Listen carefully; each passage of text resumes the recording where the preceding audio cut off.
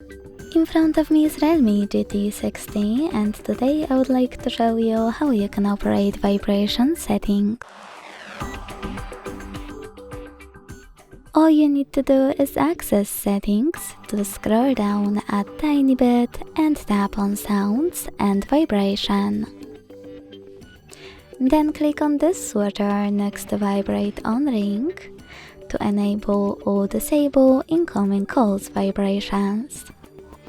Then tap on vibration intensity and adjust intensity of haptic feedback for calls and alarms,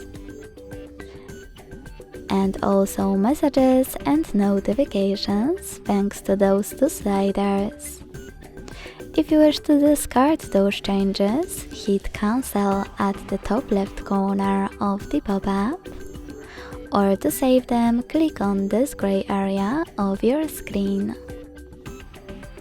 Then scroll down and click on haptics.